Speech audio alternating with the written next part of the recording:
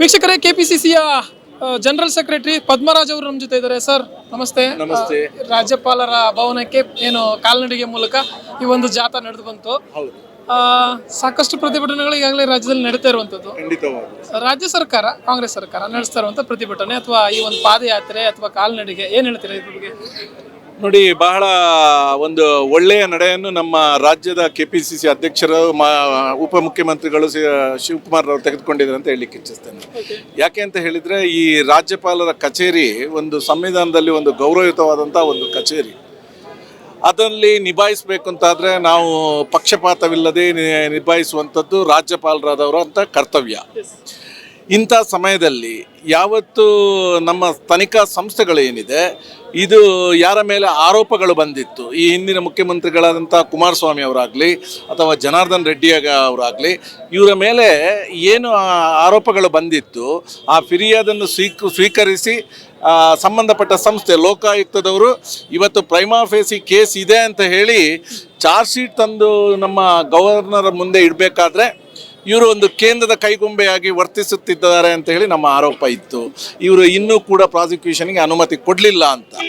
ಇದರಿಂದ ಇವತ್ತು ಮೊನ್ನೆ ಏನಾಯಿತು ಅಂತ ನಿಮಗೆ ಗೊತ್ತಿದೆ. ಆ ವಿಚಾರ ನಾವು ಇವತ್ತು ಮಾತಾಡಲಿಕ್ಕೆ ಇಷ್ಟಪಡೋದಿಲ್ಲ. ಯಾಕಂದರೆ ಸನ್ಮಾನ್ಯ ಮುಖ್ಯಮಂತ್ರಿಗಳಾದಂಥ ನಮ್ಮ ಸಿದ್ದರಾಮಯ್ಯನವರ ಮೇಲೆ ಏನೋ ಒಂದು ಸುಳ್ಳುದ ಫಿರ್ಯಾದಿಯನ್ನು ಯಾರೋ ಕೊಡ್ತಾರೆ. ಬೆಳಿಗ್ಗೆ 10 ಗಂಟೆ 26ನೇ ತಾರೀಕು ಬೆಳಿಗ್ಗೆ 10 ಗಂಟೆ ಕೊಡ್ತಾರೆ, ಸಂಜೆ 5 ಗಂಟೆಗೆ ನಮ್ಮ ರಾಜ್ಯಪಾಲರು ಇದಕ್ಕೆ ತನಿಖೆಗೆ ಪ್ರಾಸಿಕ್ಯೂಷನ್ಗೆ ಅನುಮತಿ ಕೊಡ್ತಾರೆ. ಇದು ತಪ್ಪು ಅನ್ನುವಂಥದ್ದು, ಪಕ್ಷಪಾತಿ ಧೋರಣೆ ಅನ್ನುವಂಥದ್ದು.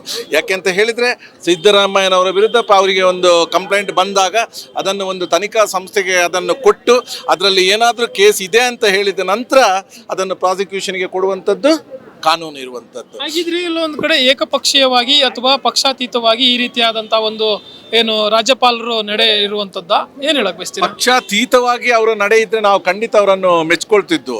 ಆದ್ರೆ ಇವರು ಪಕ್ಷಪಾತದಿಂದ ಕೂಡಿರುವಂಥದ್ದು. ಇವತ್ತು ಅವರು ಏನು ಕೇಂದ್ರ ಸರ್ಕಾರದ ಕೈಗೊಂಬೆ ಹಾಗೆ ವರ್ತಿಸ್ತಿದ್ದಾರೆ. ಇವತ್ತು ಏನು ಅಮಿತ್ ಶಾ ಅವರ ಆಫೀಸ್ನಲ್ಲಿ ಕಚೇರಿಯಲ್ಲಿ ಎಲ್ಲ ಕೂತ್ಕೊಂಡು ಬೇಕಾದ ಸೆಟ್ಟಿಂಗ್ಗಳನ್ನು ಮಾಡಿಕೊಂಡು ಇವತ್ತು ಅವರು ಫಿರ್ಯಾದಿದಾರನ್ನು ಅವರೇ ಸೃಷ್ಟಿ ಮಾಡ್ತಾರೆ. ಅವರನ್ನು ಗವರ್ನರಲ್ಲಿ ಕಳಿಸಿ ಅದರಲ್ಲಿ ಬೆಳಿಗ್ಗೆ ಕೊಟ್ಟು ಸಂಜೆ ನೋಟಿಸ್ ಹಾಕುವಂಥದ್ದು. ಆದರೆ ಇದರ ಮೊದಲು ಈಗಾಗಲೇ ಯಾರು ನಮ್ಮ ಮಾಜಿ ಮುಖ್ಯಮಂತ್ರಿಗಳು ಕುಮಾರಸ್ವಾಮಿ ಅವರೇನು ಇದ್ದಾರೆ, ಅವರ ಮೇಲೆ ಹಿಂದೆ ಫಿರ್ಯಾದಿಯನ್ನು ಸ್ವೀಕರಿಸಿದ್ರು. ಕೋರ್ಟ್ ಡೈರೆಕ್ಷನ್ ಕೊಟ್ಟಿತ್ತು. ಅದರ ನಂತರ ಲೋಕಾಯುಕ್ತದವರು ತನಿಖೆ ಮಾಡಿ ಪ್ರೈಮಾ ಫೇಸಿ ಕೇಸ್ ಇದೆ ಅಂತ ಹೇಳಿ ಇವತ್ತು ಚಾರ್ಜ್ ಶೀಟನ್ನು ತಗೊಂಡೋಗಿ ರಾಜ್ಯಪಾಲರ ಮುಂದಿಟ್ಟರು ಕೂಡ ಇದಕ್ಕೆ ಅನುಮತಿ ಕೊಡದೇ ಇರುವಂಥದ್ದು. ಇದನ್ನು ನಾವು ಇವತ್ತು ಖಂಡಿಸಿ ಇಲ್ಲಿಗೆ ಒಂದು ಜಾಥಾಗಳನ್ನು ತೆಗೆದುಕೊಂಡು ಬಂದು ಗವರ್ನರಿಗೆ ಸವಿವರವಾಗಿ ವಿಚಾರಗಳನ್ನು ತಿಳಿಸಿದ್ದೇವೆ. ಈಗ ನಮಗೆ ಗವರ್ನರ್ ಅವರು ಒಂದು ಆಶ್ವಾಸನೆಯನ್ನು ಕೊಟ್ಟಿದ್ದಾರೆ.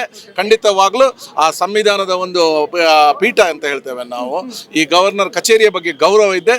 ಈ ಕೂಡಲೇ ಅವರು ಕಾರ್ಯಪ್ರವೃತ್ತರಾಗಿ ನಮ್ಮ ಮಾಜಿ ಮುಖ್ಯಮಂತ್ರಿಯ ಮೇಲೆ ಪ್ರಾಸಿಕ್ಯೂಷನ್ಗೆ ಅನುಮತಿ ಕೊಡ್ತಾರೆ ಅನ್ನುವಂಥ ನಂಬಿಕೆ ಇದೆ. ಕೇಸಲ್ಲಿ ಪ್ರಾಥಮಿಕ ಏನು ಸಿಎಂ ವಿರುದ್ಧವಾಗಿ ಪ್ರಾಥಮಿಕ ತನಿಖೆ ಕೂಡ ಆಗಿಲ್ಲ. ಎಷ್ಟೋ ಕೇಸ್ಗಳಲ್ಲಿ ಎಷ್ಟೋ ನಾಯಕರ ವಿಚಾರವಾಗಿ ಪ್ರಾಥಮಿಕ ತನಿಖೆಯಾಗಿ ತಾವು ಹೇಳಿದಂತಹ ಇಷ್ಟು ಡೆವಲಪ್ಮೆಂಟ್ಗಳಾದರೂ ಕೂಡ ಎಲ್ಲೋ ಒಂದು ಕಡೆ ರಾಜ್ಯಪಾಲರು ಈ ಒಂದು ಇದಕ್ಕೆ ಅನುಮತಿ ನೀಡದೇ ಇರೋದು ಪ್ರಾಸಿಕ್ಯೂಷನ್ಗೆ ಏನ್ ಹೇಳ್ತೀರಾ?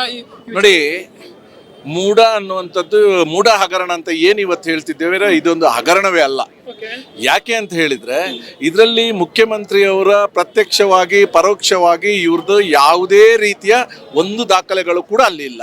ಸುಳ್ಳು ಆರೋಪಗಳ, ಖಂಡಿತವಾಗ್ಲೂ ಎಲ್ಲ ಸುಳ್ಳು ಆರೋಪಗಳು. ರಾಜಕೀಯ ದುರುದ್ದೇಶ ಪೂರಿತವಾಗಿ ಇವತ್ತು ಕೇಂದ್ರ ಸರ್ಕಾರ ಏನಿದೆ, ಬಿಜೆಪಿ ನೇತೃತ್ವದ ಕೇಂದ್ರ ಸರ್ಕಾರ ಇವರಿಗೆ ನೈತಿಕತೆಯಿಂದ ರಾಜಕೀಯ ಮಾಡಿ ಯಾವತ್ತೂ ಕೂಡ ಗೊತ್ತಿಲ್ಲ. ಇಟ್ಕೊಂಡು ಮುಂದೆ ಬನ್ನಿ ಅಂತೀರಾ ಅವರಿಗೆ? ಖಂಡಿತವಾಗ್ಲೂ ಸಾಕ್ಷಿ ಪುರಾವೆಗಳನ್ನು ಇಟ್ಕೊಂಡು ಬನ್ನಿ. ಕಾಂಗ್ರೆಸ್ ಪಕ್ಷ ಯಾವತ್ತೂ ನೈತಿಕತೆ ಇರುವಂತ ಪಕ್ಷ, ನಮ್ಮ ನಾಯಕರು ಕೂಡ ನೈತಿಕತೆ ಇರುವಂತವರು. ನೀವು ಪ್ರೈಮಾ ಫೇಸಿ ಕೇಸ್ ತಗೊಂಡು ಬಂದ್ರೆ ಖಂಡಿತವಾಗ್ಲೂ ನಾವಾಗಿ ರಾಜೀನಾಮೆ ಕೊಟ್ಟು ಆ ತನಿಖೆಗೆ ಸಹಕರಿಸುವಂತ ಕೆಲಸ ಮಾಡ್ತೇವೆ. ಆದ್ರೆ ನಿಮ್ಮ ಉದ್ದೇಶ ಇದಲ್ಲ. ನೈತಿಕತೆ ಕಾಂಗ್ರೆಸ್ನವ್ರಿಗೆ ಇದೆ ಅಂತ ಹೇಳಿ ನಿಮಗೆ ಕೂಡ ಗೊತ್ತಿದೆ. ಇದರಿಂದ ಈ ಸರ್ಕಾರವನ್ನು ಅಸ್ಥಿರಗೊಳಿಸುವಂತ ಒಂದು ಕುತಂತ್ರವಾಗಿ ಈ ರೀತಿಯ ಒಂದು ಸುಳ್ಳು ಆರೋಪಗಳು ಏನು ಇಲ್ಲದಿರುವಂತದ್ದು. ಮುಖ್ಯಮಂತ್ರಿಗಳ ಒಂದು ಪತ್ರ ಇಲ್ಲ, ಯಾವುದೇ ಕಾಲ್ಸ್ ಇಲ್ಲ, ಯಾವುದು ಕೂಡ ಇಲ್ಲ. ಅವರ ಧರ್ಮಪತ್ನಿಗೆ ಸೇರಿದಂತಹ ಪ್ರಾಪರ್ಟಿ, ಇದನ್ನು ಮೂಡದವರು ಎಕ್ವೈರ್ ಮಾಡಿದ್ದು ಕೂಡ ಒಪ್ಕೊಳ್ತೀರಿ ನೀವು. ಅದರ ನಂತರ ನಿಮ್ಮ ಬೊಮ್ಮಾಯಿಯವರು ಮುಖ್ಯಮಂತ್ರಿಗಳಾಗಿದ್ದಾಗಲೇ ನೀವು ಮಾಡಿರುವಂತಹ ಏನು ಕಾನೂನಿದೆ ಅದರ ಪ್ರಕಾರ ನೀವು 50-50 ಅನುಪಾತದಲ್ಲಿ ಇದನ್ನು ಹಂಚಿಕೊಟ್ಟಿದ್ದೀರಿ. ಇದರಲ್ಲಿ ಏನಿದೆ ಹಗರಣ? ಸರ್, ಇನ್ನು ರಾಜ್ಯದಲ್ಲಿ ನಾವು ವಿರೋಧ ಪಕ್ಷವಾಗಿ ಹೋರಾಟವನ್ನು ಮಾಡ್ತೇವೆ. ಆದರೆ ಆಡಳಿತ ಪಕ್ಷವಾಗಿರುವಂತಹ ಕಾಂಗ್ರೆಸ್ಗೆ ಏನು ಪ್ರತಿಭಟನೆ ಮಾಡುವಂತ ಅವಶ್ಯಕತೆ ಇದೆಯಾ ಅಂತ ಕೇಳ್ತಾ ಇರುವಂತದ್ದು. ನಾವು ಪ್ರತಿಭಟನೆ ಮಾಡಿರುವಂಥದ್ದು ರಾಜ್ಯ ಸರ್ಕಾರದ ವಿರುದ್ಧ ಅಲ್ಲ. ಇವತ್ತು ನಾವು ಗವರ್ನರ್ ಹತ್ರ ನಾವು ಪ್ರತಿಭಟನೆಯನ್ನು ಕೇಂದ್ರ ಸರ್ಕಾರದ ಒಂದು ಪಿತೂರಿಯ ವಿರುದ್ಧ ನಾವು ಪ್ರತಿಭಟನೆಯನ್ನು ಮಾಡ್ತಾ ಇರುವಂಥದ್ದು. ಇವತ್ತು ನಮಗೆ ಇಲ್ಲಿ ನ್ಯಾಯ ಸಿಗಲಿಲ್ಲ. ನಮ್ಮ ಮುಖ್ಯಮಂತ್ರಿಗಳ ಮೇಲೆ ಯಾವುದೇ ಕಾರಣಗಳಿಲ್ಲದ್ರು, ಯಾವುದೇ ಸಬೂಬುಗಳು, ಯಾವುದೇ ಸಾಕ್ಷಿಗಳಿಲ್ಲದ್ರೂ ನೀವು ನೋಟಿಸ್ ಇಶ್ಯೂ ಮಾಡ್ತೀರಿ.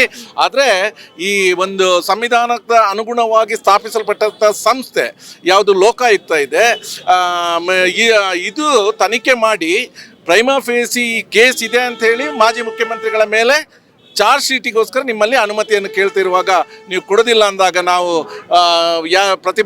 ಮಾಡಬೇಕಾಗಿದ್ದು ರಾಜ್ಯಪಾಲರ ವಿರುದ್ಧ. ಇದನ್ನು ನಾವು ಮಾಡಿದ್ದೇವೆ. ಫೈನಲಿ ಈ ಒಂದು ರಾಜಭವನಕ್ಕೆ ತಾವು ಈಗಾಗಲೇ ಬಂದಿದ್ದೀರಾ, ಪ್ರತಿಭಟನೆಯನ್ನು ಮಾಡ್ತಾ ಇದ್ದೀರಾ, ರಾಜ್ಯಪಾಲರಿಗೆ ಮನವಿ ಕೂಡ ಸಲ್ಲಿಸಿದ್ರಾ.